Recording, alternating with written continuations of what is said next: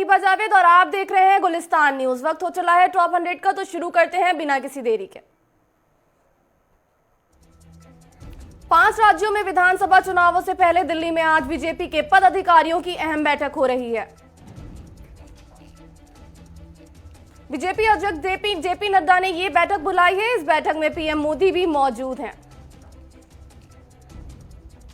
पद अधिकारियों से बीजेपी अध्यक्ष जेपी नड्डा ने कामकाज की रिपोर्ट मांगी है। बैठक में सभी राज्यों में पार्टी के काम की समीक्षा होगी।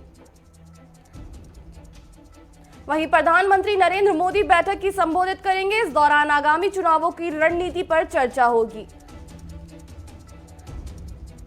दिल्ली के मुख्यमंत्री अरविंद केजरीवाल आज विधानसभा में किसान नेताओं के साथ बैठक करेंगे। बैठक में कृषि कानूनों और किसानों के संबंधित अन्य मुद्दों पर चर्चा होगी। आज संयुक्त किसान मोर्चा की बैठक होगी, जिसके बाद किसान आंदोलन की आगे की रणनीति का ऐलान होगा। कृषि कानूनों के खिलाफ किसानों के आंदोलन का आज 88वां दिन है। किसान तीनों कृषि कानूनों को रद्द करने की मांग पर अड़े हैं। गुजरात में स्थानीय निकाय के चुनाव के लिए आज मतदान हो रहा है। कड़ी सुरक्षा के बीच वोट डाले जा रहे हैं। गुजरात में स्थानीय निकाय के चुनाव के लिए आज 6 नगर निगमों अहमदाबाद, राजकोट, वडोदरा, सूरत, भावनगर और जामनगर में वोट डाले जा रहे हैं। इस बीच गृह मंत्री अमित शाह ने परिवार के सदस्यों के साथ अहमदाबाद में मतदान किया।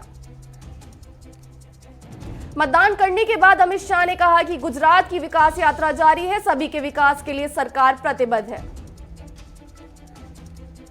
कांग्रेस महासचिव प्रियंका गांधी आज प्रयागराज के दौरे पर जाएंगी। इस दौरान प्रियंका निषाद समुदाय के लोगों से मुलाकात करेंगी। केरल में आज बीजेपी की विजय यात्रा के दौरान मेट्रो मैन ई श्रीधरन पार्टी में शामिल होंगे। कासगंज कांड के मुख्य आरोपी मोती सिंह को यूपी पुलिस ने एनकाउंटर में ढेर कर दिया है। उसके पास से पुलिस ने दरोगा की गायब पिस्टल भी बरामद की है। मोती सिंह सिरपुरा थाने के सिपाही की हत्या और दारोगा के बुरी तरह से घायल करने की घटना के मुख्य आरोपी था। उस पर 1 लाख रुपए का इनाम भी रखा गया था।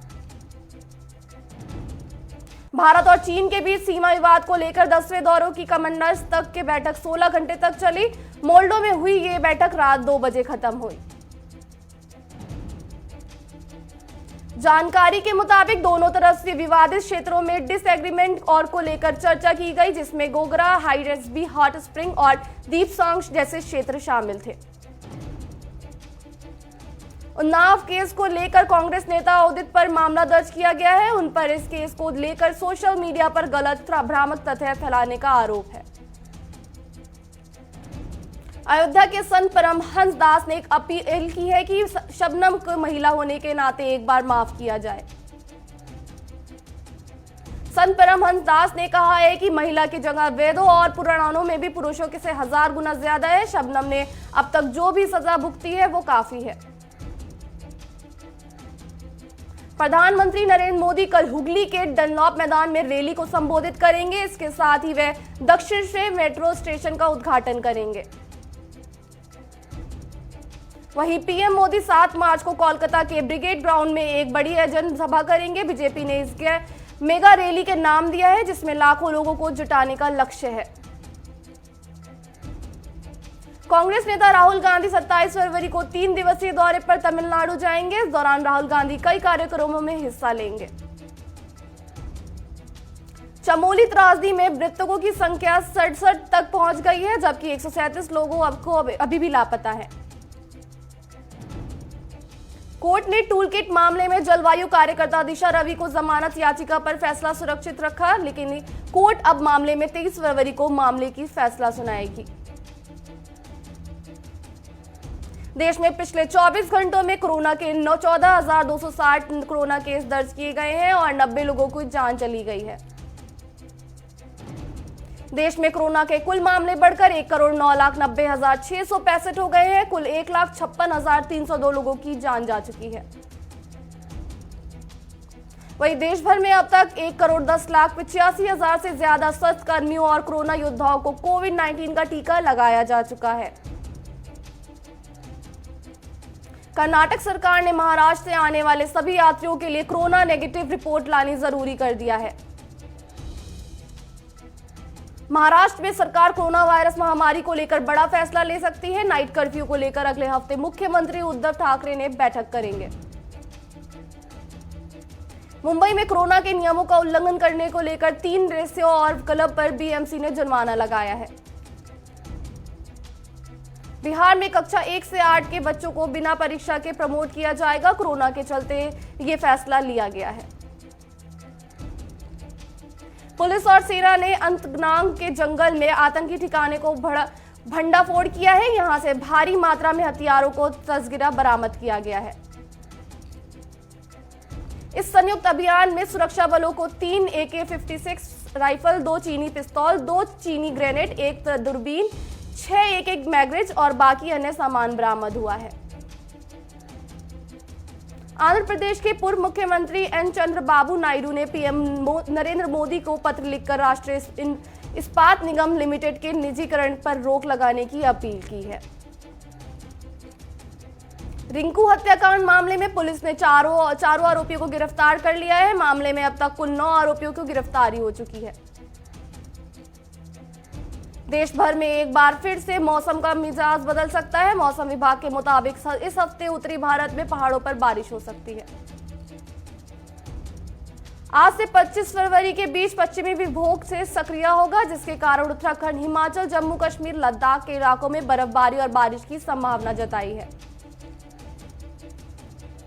वहीं 23 फरवरी तक शिमला, सोलन, सिरमौर, मंडली, कुल्लू और चंबा में आंधी और बारिश की चेतावनी के साथ येलो अलर्ट भी जारी किया गया है। देश में भूकंप की सटीक निगरानी के लिए पृथ्वी विज्ञान मंत्रालय ने भूकंप के लिहाज से संवेदनशील इलाकों की निगरानी को बढ़ाने का फैसला किया है।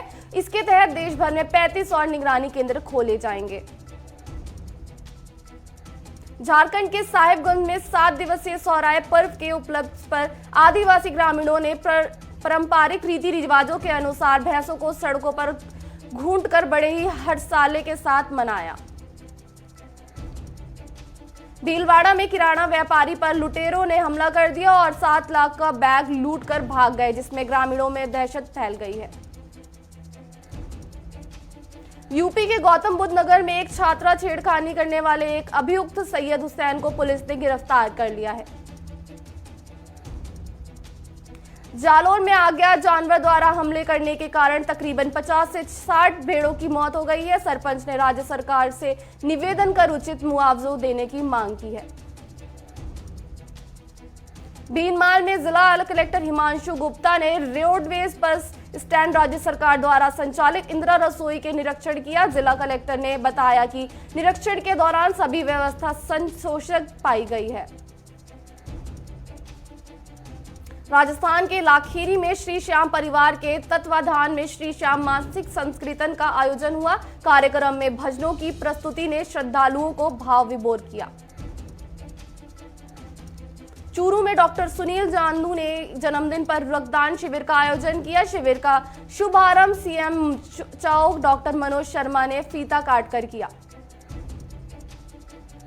पानीपत टोल प्लाजा के पास एक ऑटो की तेज रफ्तार कार ने टक्कर मार दी। ऑटो में सवार एक युवक की मौत हो गई है। पुलिस ने कार चालक के खिलाफ मामला दर्ज कर लिया है।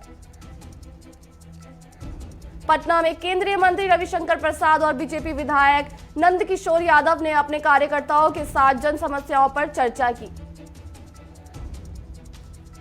पटना में केंद्रीय मंत्री रविशंकर प्रसाद ने 78 लाख की लागत से नवनिर्मित सूर्य मंदिर का उद्घाटन किया। यूपी के सीतापुर में अवैध ईंट भट्टों को लेकर विधायक सुनील वर्मा ने कहा है, इस पूरे मामले में जल्द ही मुख्यमंत्री योगी आदित्यनाथ के संज्ञान में लाया जाएगा। बिहार के कटिहार में भारत निर्वाचन आयोग के निर्देश पर ई-पीक की शुरुआत हो गई है। इस वोटर डिजिटल माध्यम से ही अपने मतदान पत्र डिजिटल डाउनलोड कर सकते हैं। हरियाणा के मुख्यमंत्री मनोहर लाल ने चंडीगढ़ स्थित कार्यालय से नीति आयोग की 6ठी गवर्निंग को काउंसिलिंग की बैठक में हिस्सा लिया। मेरठ में 28 फरवरी को आम आदमी पार्टी की किसान पंचायत आयोजित किया जाएगा, जिसकी तैयारियों में आप नेता जुट गए हैं। सांसद संजय सिंह ने आप नेताओं की मीटिंग ली है। जमशेदपुर में राष्ट्रवादी युवा कांग्रेस के सदस्यों ने जिला उपायुक्त कार्यालय ने निजी स्कूलों के नीतियों के खिलाफ लिखित शिकायत कर बच्चों की भविष्य की सुरक्षा की मांग की है। यूपी के सिद्धार्थनगर में प्राथमिक स्वास्थ्य केंद्र की लापरवाही सामने आ रही है। स्वास्थ्य केंद्र में डॉक्टर महीने में एक दिन आते हैं, जिससे लोगों को परेशानी का सामना करना पड़ रहा है। महाराष्ट्र के उल्लासनगर में अनोखा चैलेंज सामने आया है। चैलेंज ये है कि जो राजभोग महाराज थाली 45 मिनट के अंदर खत्म करेगा, उसे 1 तोला सोना बख्शिश में मिलेगा। हरियाणा के कोसली में तेज रफ्तार कंटेनर के ट्रैक्टर और टक्कर मारी, जिसमें 3 लोग घायल हो गए हैं। तारानगर में रक्तदान शिविर लगाया गया, जिसमें युवाओं ने बढ़ चढ़कर भाग लिया। शिविर में 150 यूनिट रक्त संग्रह किया गया। राजस्थान के जालौर में न्यायाधिपति माननीय डॉक्टर पुष्पेंद्र सिंह भाटी के जालौर आगमन पर 8 करोड़ की लागत से बने नवनिर्मित भवन में न्यायिक शाखाओं को निरीक्षण कर न्यायिक कार्यों का अवलोकन किया। यूपी के बस्ती में लोकसभा अध्यक्ष ओम बिरला ने शास्त्री चौक पर 100 फीट ऊंचे राष्ट्रीय ध्वज को लोकार्पण किया है। लखनऊ के गोसाईगंज में नाबालिग से छेड़छाड़ मामला सामने आया है। आरोपी को गिरफ्तार कर जेल भेज दिया गया है। इसके साथ ही महिला उत्पीड़न को लेकर पुलिस सख्त हो गई है। सिद्धार्थनगर में राष्ट्रीय सड़क सुरक्षा माह के समापन समारोह को आयोजन किया गया। समापन समारोह में सड़क सुरक्षा के लिए बनाए गए नियमों पर विस्तृत चर्चा की गई। सिद्धार्थनगर में बीएसएफ कार्यालय परिसर में 126 परिषदीय स्कूल ने नए भवन बनाने का शिलान्यास कार्यक्रम आयोजित किया गया। चूरू में बालिका महाविद्यालय में पदक और उपाध्याय वितरण समारोह के शुभारंभ राष्ट्रीय गान का किया गया। कार्यक्रम में बालिका शिक्षा को बढ़ावा देते हुए सफल और निर्भीक जीवन जीने का प्रेरणा दी गई। मुजफ्फरनगर में कांग्रेस के पूर्व विधायक पंकज मलिक ने आह्वान पर किसानों की विभिन्न समस्याओं को लेकर विराट किसान रैली का आयोजन किया गया। फतेहपुर में केंद्रीय ग्रामीण विकास राज्य मंत्री साध्वी निरंजन ज्योति की अध्यक्षता में विकास भवन सभागार फतेहपुर में निगरानी समिति दिशा की बैठक हुई। राजस्थान के आसिन में एक प्रेमी जोड़े ने फांसी को फंदा लगा लिया है। शवों को पोस्टमार्टम के लिए भेज दिया गया है। कर्नाटक के बीजापुर में जिला अधिकारी पी सुनील कुमार ने ग्रामीण इलाके के लोगों की समस्याओं को सुना और मौके पर समाधान करने की अभियान को शुरुआत की। कर्नाटक के यादगिरी में जिला अधिकारी डॉक्टर रामप्रिया ने खानापुर गांव को 1 दिवसीय दौरे किया। इस दौरान गांव के लोगों के समस्याओं के मौके पर ही हल किया। पेट्रोल डीजल की कीमतों में आज कोई बदलाव नहीं हुआ है। पेट्रोल 90.5 रुपए और डीजल 80.9 रुपए पर बिक रहा है। सोना का दाम 6 महीने में ही 10,000 रुपए सस्ता हुआ है। दरअसल अब सोना 56 से फिसलकर 86,000 रुपए पर आ गया है। केरल हाईकोर्ट ने कहा है कि सोने की तस्करी स्पष्ट रूप से कस्टम एक्ट का उल्लंघन है। इसका आतंकी कानूनों से कोई लेना देना नहीं है। ईपीएफओ से दिसंबर 2020 में 12.5 लाख नए सदस्य जुड़े हैं। हालांकि इस साल अब तक कुल 57 लाख लोग जुड़ गए हैं। एसबीआई की subsidiary SBI payments YONO merchant app launch करेगी। इसमें कारोबारी को कम लागत वाला डिजिटल पेमेंट इंफ्रास्ट्रक्चर उपलब्ध होगा। देश में इलेक्ट्रॉनिक व्हीकल की डिमांड बढ़ गई है। ई कार्ड 3 साल में 6 गुना और बैटरी 9 साल के 90% सस्ती हुई है। कोरोना ने श्रम बाजार में उथल पुथल मचाई, जिसके बाद अब तक करोड़ 80 लाख लोगों को अपना पुराना काम बदलना पड़ेगा। 1 अप्रैल से पीएफ से जुड़ा नया नियम लागू होगा। ये नियम विशेष रूप से उन लोगों पर असर डालेगा जिनकी इनकम ज्यादा है और ईपीएफ में अधिक कंट्रीब्यूट करते हैं। एसबीआई ने कहा है कि किसी भी तरह की सरकारी सब्सिडी बैंक खाते में पाने के लिए आधार लिंक होना जरूरी है। कैरियन एनर्जी का मामला लगातार पेचीदा होता जा रहा है। इस बार मामले में भारत सरकार की विदेश स्थिति पर संपत्तियों को जब्त करने की धमकी दी जा रही है। दुनिया में अब तक 11 करोड़ 16 लाख से ज्यादा लोग कोरोना संक्रमण की चपेट में आ चुके हैं। वहीं 24,70,000 से ज्यादा लोग अब तक इस महामारी से अपनी जान गंवा चुके हैं। अमेरिका में नए मरीजों के मिलने पर रफ्तार से 70% से गिरावट दर्ज की गई है। जनवरी तक करीब 2.50 लाख मरीज मिल रहे हैं। अब ये घटकर 80 से 90,000 के बीच रह गई है। कोरोना वैक्सीन पर आई एक नई स्टडी में दावा किया गया है कि वैक्सीन के 2 डोज लगाने में 6 हफ्तों के बजाय 3 महीनों के अंतर रखा जाए तब उसका असर बना रहेगा। वैक्सीन के ना होने से बच्चों, अभिभावकों और शिक्षकों के बीच निराशा बढ़ रही है। इस बीच अमेरिका के डॉक्टर एंथनी फाउची ने 2021 के गर्मी के अंत तक बड़ा आश्वासन दिया है। फाइजर और बायोटेक ने बड़ा ऐलान किया है। दरअसल अब प्रेग्नेंट महिलाओं पर कोविड-19 वैक्सीन का ट्रायल करेंगी। इंसानों में बर्ड फ्लू का वायरस पहुंचा। दरअसल रूस ने इस बात की पुष्टि कर दी है कि H5N8 एवियन फ्लू यानी बर्ड फ्लू के वायरस एक व्यक्ति पर पाया गया है। म्यांमार में सेना ने तख्ता पलट का विरोध कर रहे लोगों पर फायरिंग की, जिस कारण वहां से कुछ लोगों को मारे जाने की खबर सामने आ रही है। नासा के परसिवेरेंस मार्स रोवर ने मंगल ग्रह से दुनिया के लिए पहली कलर्ड फोटो और खुद की सेल्फी भेजी है। नासा ने सोशल मीडिया के जरिए इसे पूरी दुनिया के साथ शेयर किया है। नासा के मिशन मंगल में अहम रोल निभाने वाली फ्लाइट कंट्रोलर स्वागत मोहन भरतवंशी बोली, मेरी सफलता में भारतीय परवरिश की बड़ी भूमिका है। ब्रिटेन के प्रिंस हैरी और उनकी पत्नी से सभी रॉयल टाइटल वापस ले लिए गए हैं। शुक्रवार को महारानी एलिजाबेथ द्वितीय ने इसकी घोषणा की है। 11 फिल्मों की 3 दिनों में रिलीज डेट सामने आई है। ट्रेड विश्लेषकों के मुताबिक इन फिल्मों से बॉक्स ऑफिस पर करीब 1500 करोड़ से ज्यादा के कलेक्शन होने की प्रबल संभावना है। प्रोड्यूसर कुमार मंगत ने हाल ही में रिलीज हुई मोहनलाल स्टार दृश्यम 2 के राइट्स खरीद लिए हैं। बताया जा रहा है कि इसके लिए उन्होंने मोटी रकम चुकाई है। जानवी कपूर ने अपनी अपकमिंग फिल्म रूही के पहले गाने पंघट को पोस्टर सोशल मीडिया पर साझा किया है। इसे उन्होंने हाल ही में वायरल हो रहे पारी पर ट्विस्ट दिखाया है। कार्तिक आर्यन स्टार धमाका मई या जून में आएगी। दरअसल इस फिल्म को बेल बॉटम 83 के साथ क्लैश से बचने की कोशिश की जा रही है। सपना चौधरी ने नए गाने मिल्की का टीजर शेयर किया है, जिसमें हरियाणा सपना ने अपनी देसी अंदाज की झलक दिखाई है।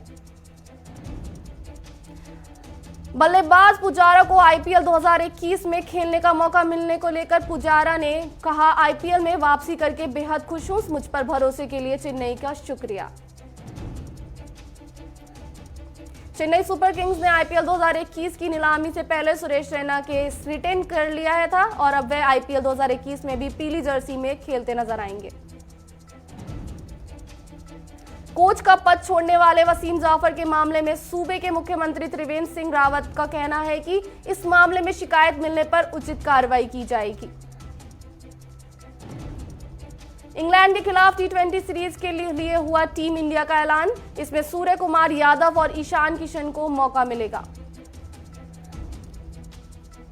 मोटेरा स्टेडियम को पुजारा, हार्दिक पांडे और मयंक अग्रवाल देखकर दंग रह गए। तारीफ में हार्दिक पांडे ने कहा, दुनिया के सबसे बड़े स्टेडियम में दर्शकों के बीच खेलने की बेताबी से इंतजार है।